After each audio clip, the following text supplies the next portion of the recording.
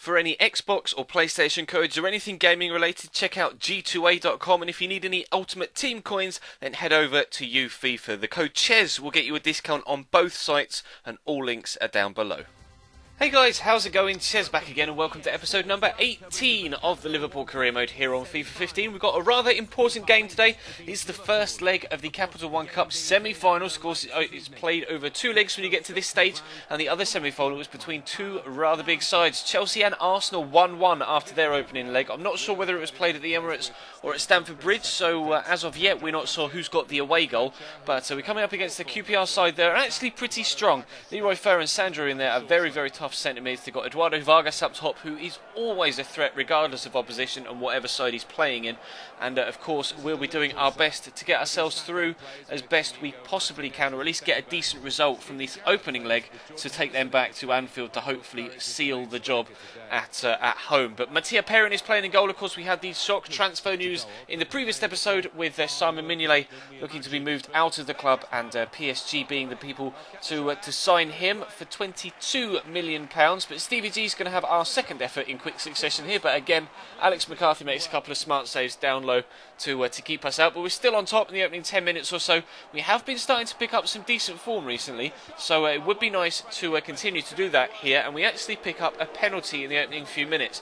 You'll see, I'm not really too sure why this was given. I think Stephen Colker just took the man out off the ball, and you'll be able to see from the replay, although it's not overly conclusive. So he slid in there and took Daniel Sturridge out from behind, and not too much contact on him. I think Sturridge went down pretty easily, but still we do pick up the penalty. Obviously it's going to be Steven Gerrard to take it, but then he stops and pulls it. I've changed player. He's stopping just standing next to the ball, and he's taking forever to do this particular animation, which is backing up away from the ball. You guys will have to let me know if you've encountered this yourselves so far in career mode. And then because it took so long to do that animation, I didn't get a chance to stop the meter and actually take the penalty myself. It just stopped it on its own because it had taken so long to do it, and Gerrard blazed the penalty over the top of the bar. So I was absolutely fuming until, of course, Daniel Sturridge put us 1-0 up properly, and a wonderful whipped-in ball from Alberto Moreno. Absolutely delicious cross.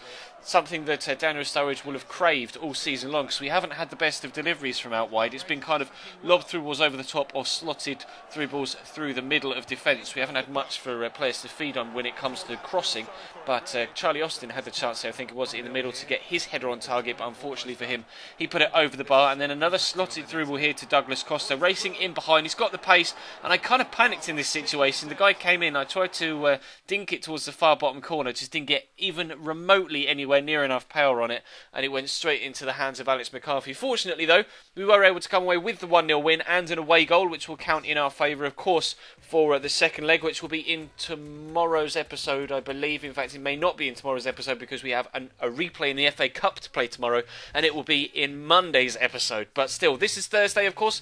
We're looking to bring in a replacement keeper. Rene Adler is the man we're looking at. We're also looking at a holding midfielder. Morgan Schneidlin is the man that we've had agreed, or fee agreed, and a contract agreed. I took my time to think about it, and in the end I decided yes, Morgan Schneidlin is definitely the player I want to bring into the club for that holding mid role, because I want to have one player that likes to push forward a little bit and is more creative, and one player that is definitely solidly defensive minded, and that is Morgan Schneidlin. He's got medium high work rates when it comes to offensive defensive, so will definitely stay in that CDM role, hold for me, and hopefully help firm up our defensive woes that we've had earlier on this season. But as you can see, coming away from home in the second game of the episode against Aston Villa, this time in the Barclays Premier League. Again, a strong lineup for them. Kieran Richardson and Bangura outside of Benteke. Kieran Richardson playing very high up the pitch at left wing, when it's probably more suited to a left back or left mid role, but still got the pace and the ability to whip in some balls for Benteke. I'm sure that will be the main reasoning behind that move by the manager. So we'll have to try our best. Again, unfortunately, fixtures come very thick and fast in January, with games in the Cups and replays in the other cup, and Premier League fixtures on the weekend. So we're actually playing like Saturday, Tuesday, Saturday, Tuesday, Saturday, Tuesday, Saturday, Tuesday throughout the entirety of January. So it's very, very tough on the squad. But we've played some rotation players before and it's worked. We're going to try and do the same here. I actually passed that ball there with Schneidlin, but he ran onto his own pass runs all the way through, and unfortunately that's why he's a holding mid and not a striker. The finishing was definitely subpar there, sadly, but they were actually going to have their first chance of the half here, squaring it into Benteke. It's a smart save down low by Perrin, Did really well there to have the reactions to get down and deny Christian Benteke, the big Belgian, to stop them from going 1-0 up. Now they've got a man on the floor there, and they apparently were quite annoyed at the fact that we hadn't put the ball out for their man to see some treatment. Now, Ali Sissoko took it upon himself to just scythe through Mario Balotelli, I believe it was, gets himself sent off with a straight red against his former club, of course. Ali Sissoko used to play for Liverpool last season. Now he's at Aston Villa, and he just wiped Mario out. You can see there from behind, nowhere near the ball. It was a straight red. The referee did the right thing. We head into the second half playing against 10 men.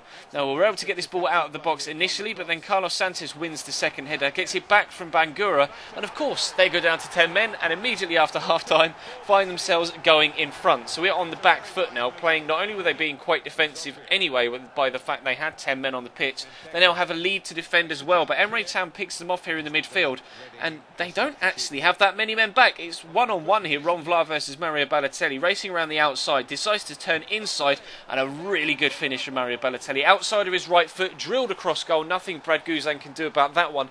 We're back on level terms at 1-1 before the hour mark. So made a couple of changes, not the obvious changes either. Joe Allen and Javier Manquillo coming on to add some extra creativity in the middle, and perhaps an extra little pace at wing back to try and free up some of our wide players have some extra pace, or extra space rather, up top. But Mario Balotelli barely needs any space whatsoever to dance around their defence. He scores his second of the game to put us 2-1 up in the 86th minute. And he's in fantastic form right now. He scored a hat-trick yesterday. He's got 2 so far in today's game against Aston Villa. And Joe Allen's going to nick it off their defence yet again. They were pushing forward to try and get themselves back in the game.